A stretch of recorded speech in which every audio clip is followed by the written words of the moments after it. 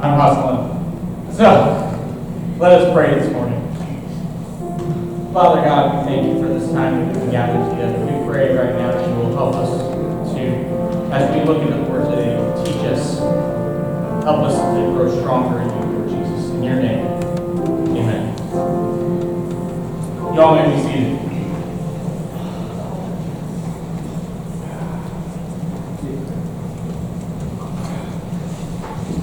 So, I have a random question for you. You're going to look at me like I'm nuts, but don't worry, we'll get there. Okay? Have you ever seen, okay, a middle-aged woman or group of women out kind of partying, almost like they're back in high school again? They're back in high school and college, they go out and they're trying to act like they're 20. This is big right now. You see these YouTube clips and TikToks and everything of people, women who are like in their 40s or 50s, drinking and partying like they're 21. What's your first reaction to that? Yeah. It's kind of that cringe, isn't it? Of like, okay, this is a little bit. But here's my question: why? Why do people do stuff like that? Why is that these people are still doing this? Could it be that they're looking for acceptance? Are they looking? Yeah. Are they trying to look good? Are they looking for approval? Are they so complacent in their own lives that they're trying to turn back the clock and be something that they're not? Are they trying to portray themselves as something that they aren't so that other people see them for what they want to see? I want to talk to you today about the city of Sardis. You want to turn with me to Revelation chapter 3.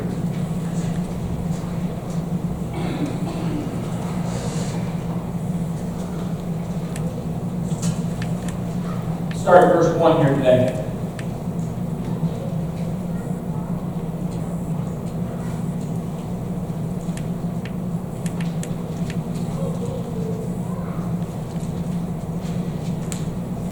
And to the angel of the church in Sardis write, the words of him who has the seven spirits of God and the seven stars. I know your works. You have the reputation of being alive, but you are dead.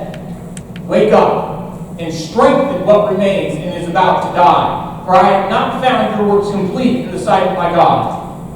Remember then what you received and heard. Keep it and repent. If you will not wake up, I will come like a thief, and you will not know at what hour I will come against you. Yet you still have a few people, a few names in Sardis, people who have not soiled their garments, and they will walk with me in white, for they are worthy. The one who conquers will be clothed thus in white garments, and I will never blot his name out of the book of life. I will confess his name before my Father and before his angels. He who has an ear, let him hear what the Spirit says to the churches. So, here's an interesting point. The city of Sardis was actually a very wealthy city. The reason why it was a very wealthy city was because it was actually located near a river where they found gold. Can you imagine for a second a city where gold was actually found? Especially during this time, the entire riverbed filled with gold dust. Now, some of you have got to think back in your history lessons to the California gold rush. What happened? Gold's found, and everyone from the east just starts going nuts, don't they? Going, trying to find gold. Most people never found it. The funny part about that is, you know who did make money during that? People selling shovels. That's where the real profit was right there. But here's the thing. This city is attracted a lot of wealthy people. Not necessarily just because of the gold, but also because of people like the shovel salesman in California during that time. It attracted businessmen. And so what you have in Sardis is a lot of wealth. But with wealth comes more than a few problems to it. Now granted, here we need to understand this. Wealth is not necessarily a bad thing. The lesson here for today is not about whether wealth is good or bad. Because we see wealthy Christians throughout the New Testament. It's how people use their wealth, the wealth that God gives to them. To some He gives a lot, to some He gives little. It's not about what you get, it's about how you use it. This is a very wealthy city.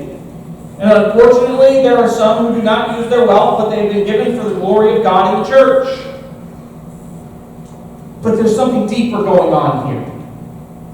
Something that the church is confronted on here today. And we need to see that while their wealth plays a part in this, there's something even more going on. You see, there are a lot of people in this town who are obsessed with how they are perceived by others. Remember that first verse right there. You have the reputation of being alive, but you are what? Dead. One of the problems with wealth comes when people try to maintain that image of wealth.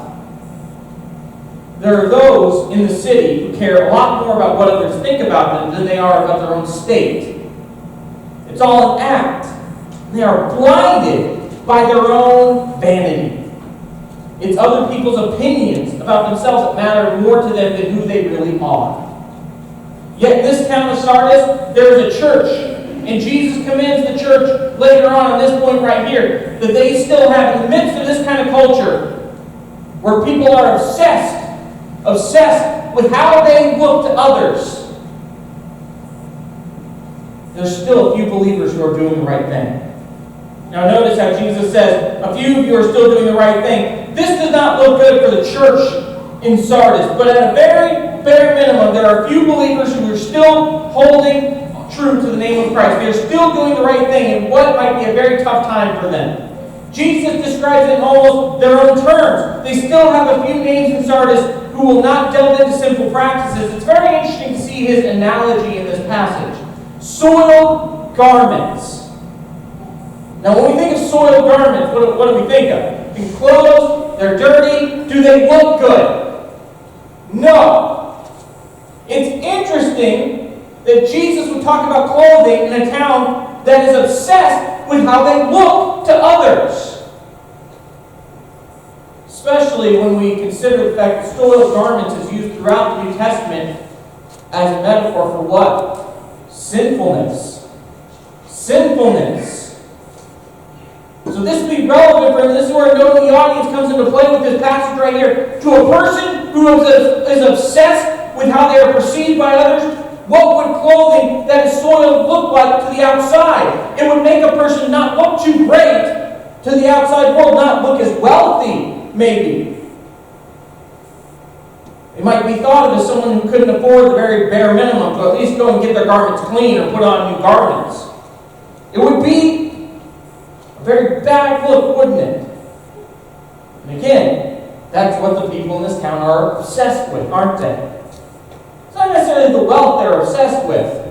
They are obsessed with their own image, with how they are perceived by others. But this right here, Jesus uses as a metaphor for sinfulness. You see, there are a few in this church who have not soiled their garments. They have not rejected God. They have not gone into sin. And they have not gone in favor of the corruption that takes place as a result of rejecting God. Soiled garments are what? A corruption. Clothing is not meant to be dirtied up, and so to God, rejecting Him is like if these people had soiled their garments that they care about so much when it concerns their looks. But there are a few who have not soiled their garments. They have stayed faithful and have not delved into sinful practices. They have stayed true to God. And what they will receive is this. Those who are still walking with Jesus, still, even though they might not look good towards the outside world, look like anything special like the people in Sardis wanted to look, instead, they might not look like what people would want. They might not look successful to people in this world, but they will look successful where it matters.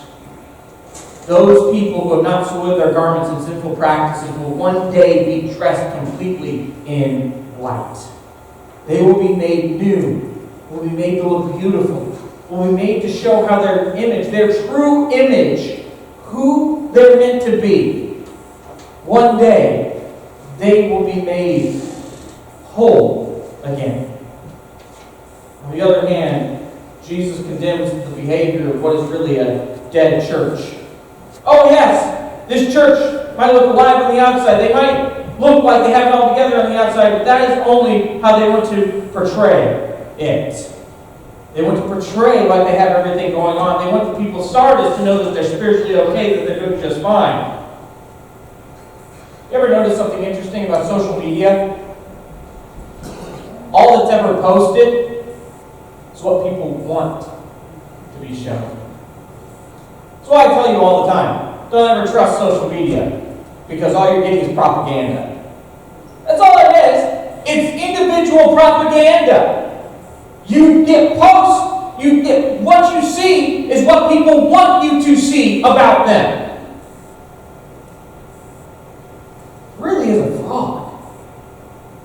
Very few people are actually real on social media. But social media defines so much of our culture. And that's why we look at this town of Sardis here today and we can go, our country is what? We're a wealthy country. We're also a country that's obsessed about how we look to others. And then we look at the churches as well. And that's where we need to focus on here today. Because Jesus condemns the dead church in Sardis. But Sardis is really us today in our culture. Inside, Jesus says they're spiritually dead. They want other people to see them as faithful Christians. They want other people in the church to see them as faithful Christians. But to them, it's not about pleasing God. It's about what? The opinions of other people. In the process, their works are incomplete. Why? Because they're doing it for the wrong reasons. They're doing everything with the goal of it all being about trying to please whom? Are they trying to please God? No. They're trying to please man. And that's what this is all about. They're doing everything with the goal of it all about trying to please man and look good to man and look attractive to man instead of trying to please God. And in the act of trying to please man instead of trying to please God, they have hit a spiritual roadblock. Really what they are is complacent in their own spiritual lives. They're doing all of these things. They're doing all of this work. But it's all for show. They've hit a roadblock spiritually. And instead of relying on God, going back to Him, what are they doing? They're doubling down on their complacency. They're focusing on things that don't really matter. That's what people do. When they hit complacency because of their own vanity in life, because they're trying to look good for other people, here's a good idea for you, a good connection. People try to look good for other people, they get complacency, they get complacent in their spiritual life. And instead of people realizing that and going back to God, what do? They double down on their own complacency and they worry even more about things that don't matter.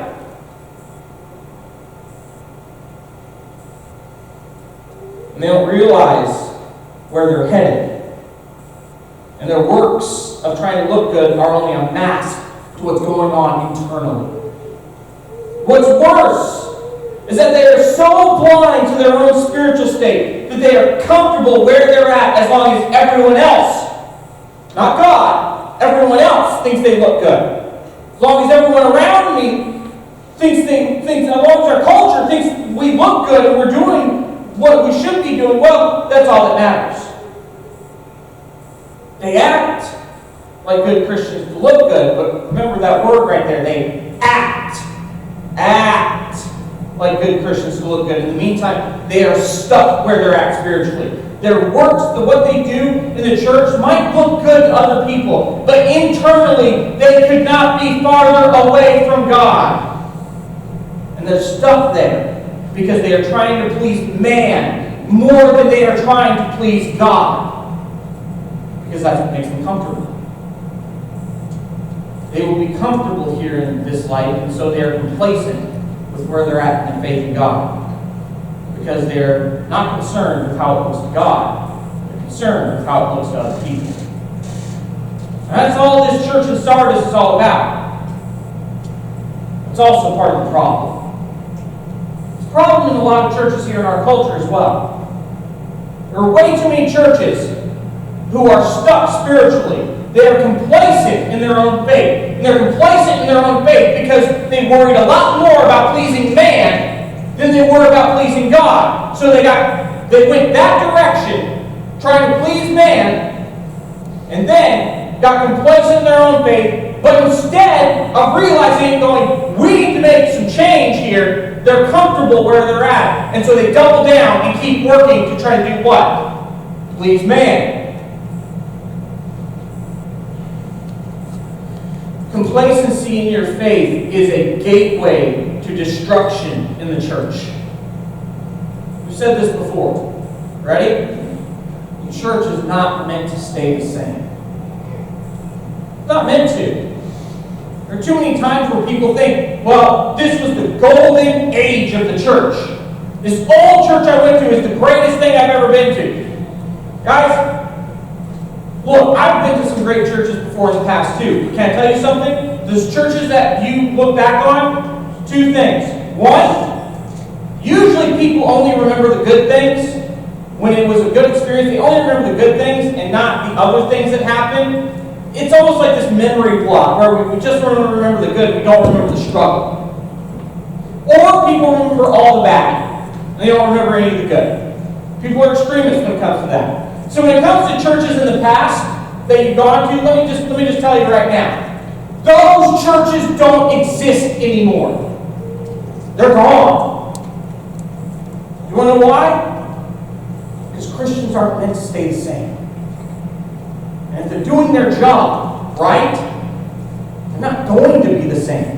Which means the churches that you remember, the churches that I was a part of, Lake, back up in Portland, is not the same church it was anymore.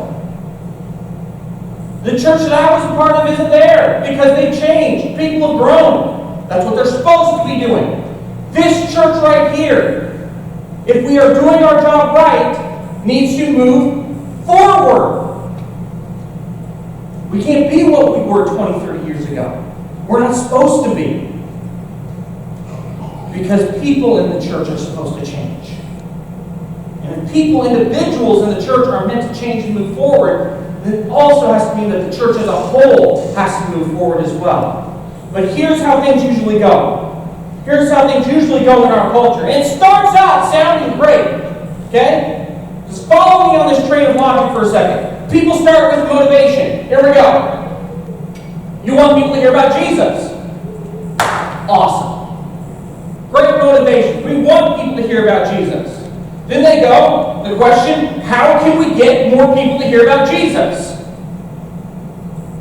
Here's the track that people go.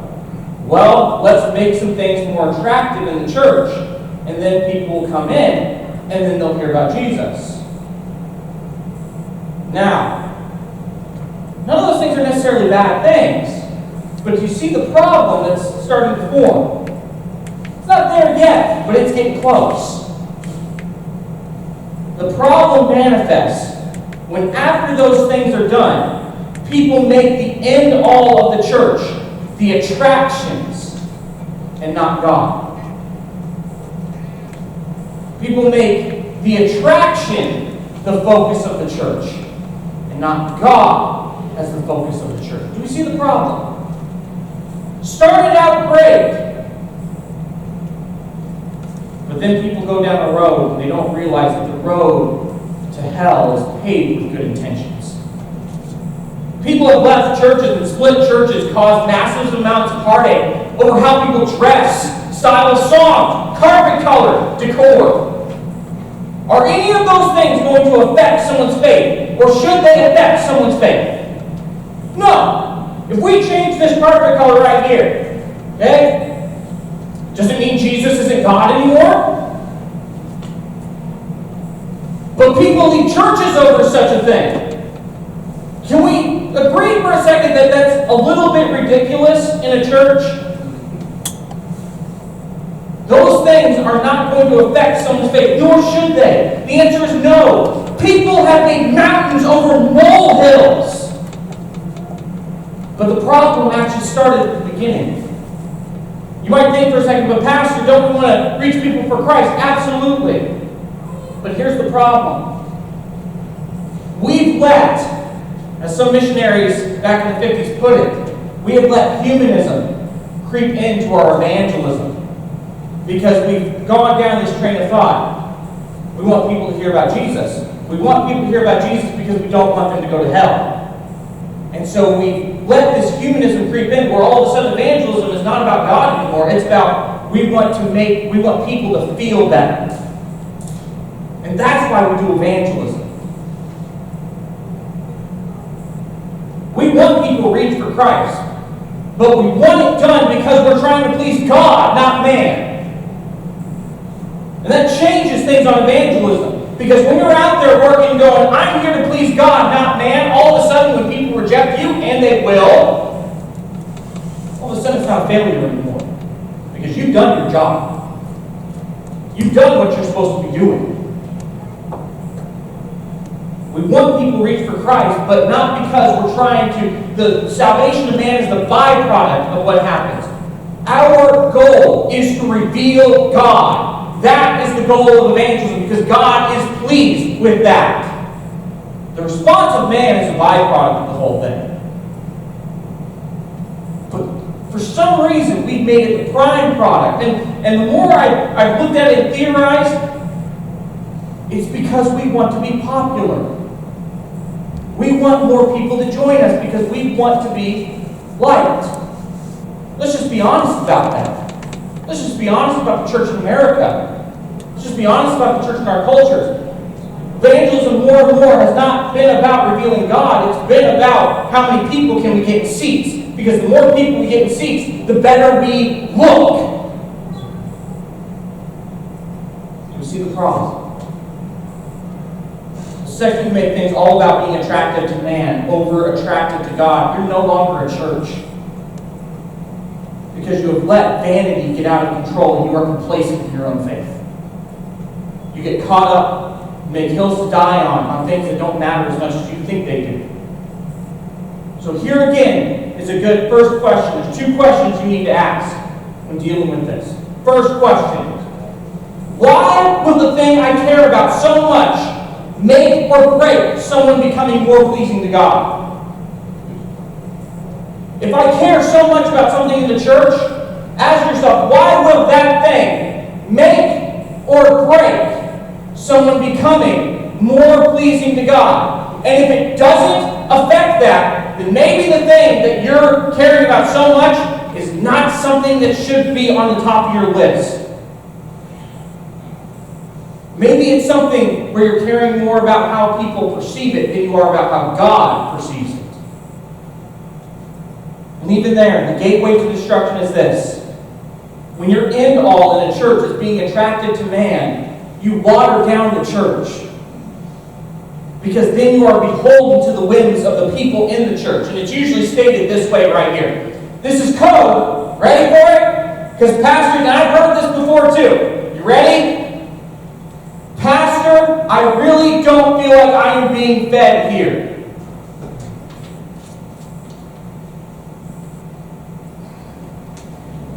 Okay, people, just so you know, pastors, we talk in the area, and we know what's going on. And when someone says those words, it's code. We know what that code is. We know what it really means. What it really means is, Pastor, I don't like the decision you made over here, but I can't necessarily talk about that issue because I know it doesn't matter as much, so I'm going to make up something to make it sound spiritual. We already know. Just be honest with us about it. That's code for I want the church to look how I want. Do what I want. Either do this or I'm taking my ball and going home. At that point, church is no longer about God. It's about you. And you're wondering why your faith's not going anywhere. The reason why you're not being fed is not because of the church. You got to look into a mirror. And here's the rub. When it comes to people, little bit of a word of advice from the pastor. You can't please everyone. I make decisions all the time. I guarantee you, I know whenever I make a decision, somebody is not going to be too happy about it. It's just the name of the game. There's always going to be someone who's just not happy about it. I've been pleasantly surprised, and I love you guys for the fact that at the beginning of this year, we had a vote on hiring a youth pastor, and that vote was unanimous. So much joy was brought out of that. I told the other pastors, they were shocked, because usually what happens is you at least have one or two just bottom line naysayers, no matter what you do. Always happens. So I was so proud of you guys with that. You united under this. This is where we want to go. Awesome. But more times than not, whenever you make a decision, I'm sitting there waiting for that email, for that text message going, I'm not happy with this. I'm like, here it goes. Here it goes. You can't please everyone. Everyone's got a different style. Everyone has different things they like in a church. So in your pursuit to gain people, here's the thing. If you make it all about people and trying to be attractive to people, but you can't please everyone, what's going to happen? You're not going to keep everyone. You're actually going to lose them eventually. And thus we have the shallow Christianity that we see in American churches today. Thus we see churches where churches are no longer growing. They're just shifting. People are just shifting and going from church to church to church to church. This is the American church today, where we are more concerned about how we look to the outside world than how God sees us. Here's the other part to this. Usually when people get so caught up in trivial things to try to attract people to church, it's a distraction. It's smoke and mirrors. It usually means something's going on in life that they don't want to reveal, something not great, something they might not want to recognize themselves, something they might not have seen themselves yet.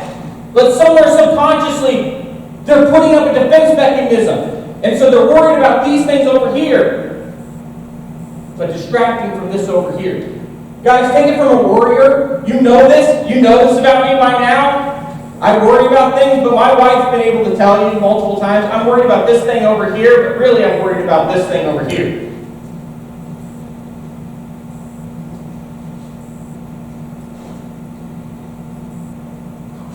But when people get caught up in trying to please man, they can just be distracting from things going on in their own life. And that's where complacency and faith comes around, where the true work stops. Why does God say here in this passage that your works are incomplete? They're worried about these things over here, about how they look to man, while the true work of the gospel goes unfinished over here. Because they're not looking to try to please God. What are they doing? They're trying to please man. And so the real work is left unfinished. You can think that you're doing the work of God, but really you're doing the work of looking good to others to distract from the fact that you are stuck somewhere in your faith and don't want to move forward because it might be uncomfortable. That's the thing, when you're trying to please God, let me be clear about this. We are never, ever, ever, ever, ever going to be the popular ones. You, as a Christian, are not going to be liked by the outside world. Sorry, that's what you want? You want to be the attractive church in the city of Roseburg and everything? Not going to happen. Not going to happen. Because Christianity at its core is offensive to the outside world. And you can try to pretty up that picture on the outside as much as you want. At the end of the day, if you are doing your job rightly, the gospel is going to be inherently offensive. People are not going to like us. It's just how it is. You might not attract as many people if you stay true to the gospel. You're going to lose friends. It's scary. But the motivation of this work being talked about should be about what? Pleasing whom? God. What is the church about? Are we about pleasing man? Or are we about pleasing God? Now, here's what this doesn't mean. This doesn't mean that we let everything fall apart. It doesn't mean that we go start meeting out in tents out in the field or something. There's still a standard of excellence that we've got to strive for. But why are we striving for it? Why? And that's the problem that people miss. If you're doing the why to try to go out and attract people, you will never do it. It will never happen. But if you're working to do stuff to please God, then you will see work completed.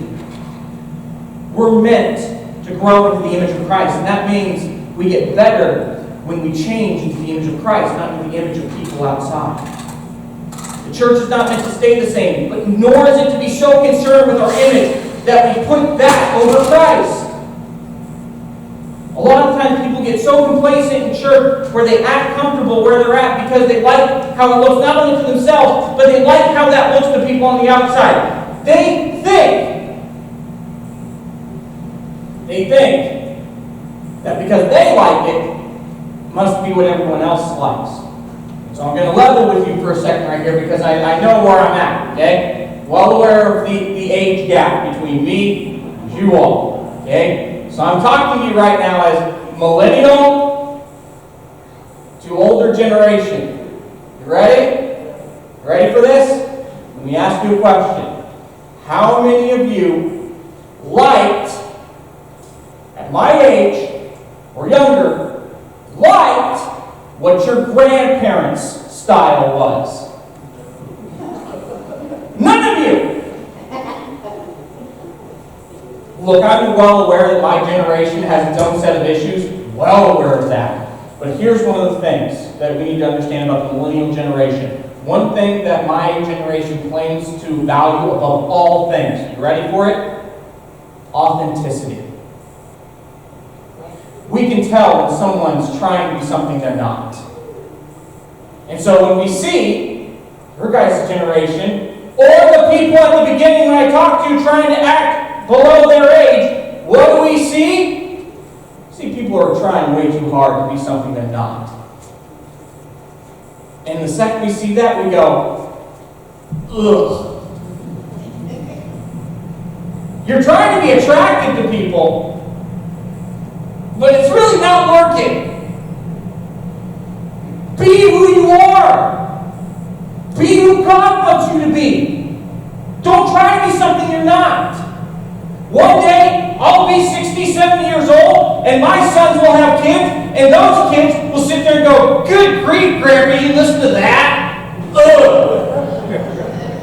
Good grief, you like that carpenter? Oh my word. That's inevitable. Embrace it. Now, does it mean that we sit here and we let the church building and everything become like some pool of like, this looks like a retirement home? No. No, we don't do that. That's not the right answer either. But we don't try so hard to be something we're not either. You guys have so much a wealth of knowledge that you can give to people. But you want to know why people aren't listening? Because you're trying to make my generation into yours instead of trying to make them like Christ. There's a difference. There's a difference. And sometimes in our pursuit of this, we care about the most irrelevant things in church. We care more about style in the church than Christ himself. I'll give you a good example. A while ago, I had a guy come in here and get so upset because he saw some of our guys wearing shorts. And Walt's back there going, I'm going to wear shorts. And I've told Walt's come to me and he's like, is it okay to wear shorts? I was like, you don't care if you wear shorts. They're comfortable. It's 85 degrees outside. We had someone come in here and get upset because he had guys coming in wearing shorts. I forgot that there was a requirement in the gospel and scripture that said everybody comes into church got to wear long dress pants. Especially in 90-degree weather. But there's something there. It's sit there and you go, why care so much about it? It's because that's how he was brought up in church. And so he expects everyone should be like he was in church, instead of what Christ wants him and wants them to be. We care more about the number of people in church than we care about the people themselves. I'm going to get in so much trouble for this, Rick. So just wait for this, because if they see this, I'm going to get an angry email, but Nam's already mad at me, so I don't care. You guys want to know what the number right now is of Southern Baptist members? Members in Southern Baptist churches, do you know what the official number is? It's around 15 million. So those of us who are in the know that is way off. In fact, right now they did another statistic a couple years ago that actually showed of those 15 million members, only 10 million of them are regular church attenders. And what they define as regular church attendance, once a month.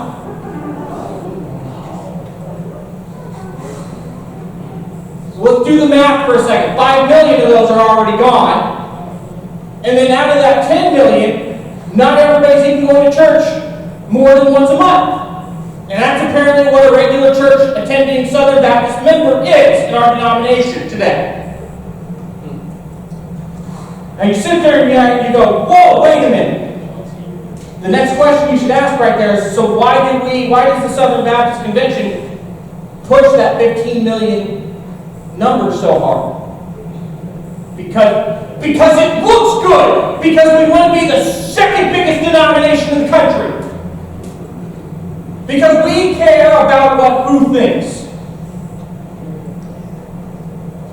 Because wait a minute, does God know who's actually in church and who's not?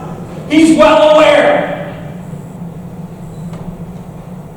But we've gotten so deep into when we care more about our attendance numbers, we forget. God called us to care for whom? People themselves. People aren't numbers. People are names. They're stories. They have cares. They have fears. So the reason that I told you guys we've taken kind of a new attendance with everything right there. Why do I think it's a good thing? Because now I know for sure who's here and who's not. It's a lot easier to minister and pastor when I can go and call and say, hey, what's going on? It's a lot easier to care for people's souls when they're names to me and not numbers. We care more about what used to be than about where we need to be headed as believers. The church for years, decades, has been event-focused. Granted, Billy Graham crusades worked back in the 80s and early 90s. Here's the thing. Again, my generation cares about what? Authenticity. And when you're going to an event, I don't know that person on stage. I don't know them. Why should they be telling me about what I should or shouldn't be doing? But the church is still, as a whole in our culture, focused on let's do an event, and people will come in, they'll hear about Jesus, and they'll get saved. What's the problem with that? People aren't showing up. Why? Because of this right here. We've become more focused on the event than the relationships that need to be built in preparation for the event. How did a lot of you come to this church? Did you just show up? How about becoming a Christian? Just first showing up before you became a Christian. Did you just show up, or did someone invite you? Did someone you know talk to you? More often than not, you might see some rarities where people just all of a sudden decide to walk in the front door one day, but more often than not, someone built a relationship with you and they told you about Jesus. They invited you here. But instead, what we're seeing these days in a lot of churches is let's just do an event. If you build it, they will come. They're not coming. So the second question you need to ask yourself, and something I will tell you right now. You bring to me something you don't like, I will guarantee you, from now on, this is the first question I will ask you. First and second question I will ask you. First, what is the gospel? If you don't know what the gospel, if you can't tell me what the gospel is, we've got a first problem right there. Secondly, you know the gospel. How many people have you told that message to this week? How many people, even easier, how many people have you invited to church this week? There are 16,000 people in Roseburg. It is not difficult to go and find someone and go, hey, this is my name, come to church. If the answer is 0, then you have no right to say anything about what's going on. Why? Because of Acts 1.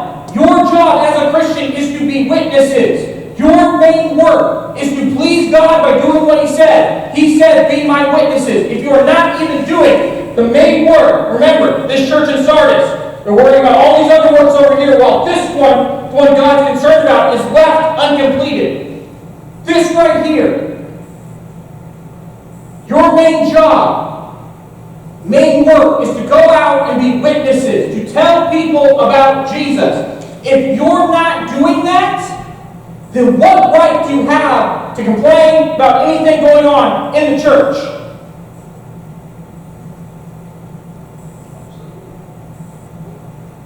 Because let's just face it, at that point, it's just a distraction. The works in your own life are incompleted. And like the Pharisees of old, like this church in Sardis, inside, you might look good on the outside, but inside you've got problems. And your concerns about style, decor, things that don't have spiritual significance is a distraction from what's really going on in your life. These are the signs of being complacent, and you need to break that complacency. Just like the American church right now needs to break its complacency. If we want to actually have growth, we have got to stop acting like we did and stop being concerned about things that don't matter and start being concerned about the fact that we have millions of people right now in our backyard who are headed to destruction if someone doesn't tell them. The reason we tell them is because we want to please God. Because God saved us from a horrible fate. The least we could do is tell people about it. You should be concerned with sanctification. That means being teachable, being willing to change, being willing to go where God wants you to go, even if that means you go somewhere you're not comfortable, even if it means you don't look good to the outside world doing it. This is not going to be easy. Breaking complacency is never easy.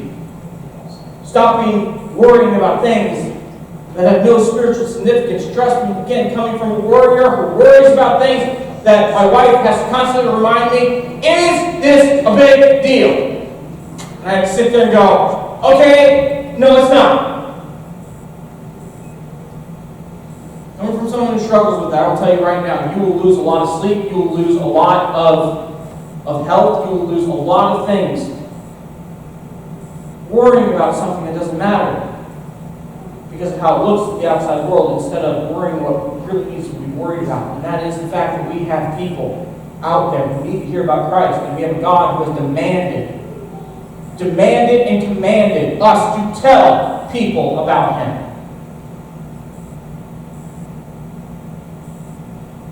If we go out and are faithful to Him, He is faithful, as we see in this passage. What will we come out with at the end? Clothes of light. We might not look good to the outside world doing what we're meant to be doing to please God, but we will look good to who it matters to, where it really matters. The question is, do you really want 60 years, 60, 70, 80 years of looking good here on earth, or an eternity of dressed in white in the kingdom of God? What's more attractive? Too many of us are concerned with how we look to the outside world without realizing that it doesn't matter. What matters is how we look to a God we will spend eternity with. question to you today is what you're concerned about. Is it more about pleasing man or about pleasing God? That's the lesson of Sardis. Be more concerned when it comes to your works about pleasing and looking good to who it matters, and not becoming complacent by worrying about what doesn't. Let's pray. Father God, we thank you today, and we pray that you will not allow us to become complacent, but that you will challenge us and help us to get better. Help us to see what truly matters, and help us to be faithful witnesses to you, for you. In your name, Lord Jesus.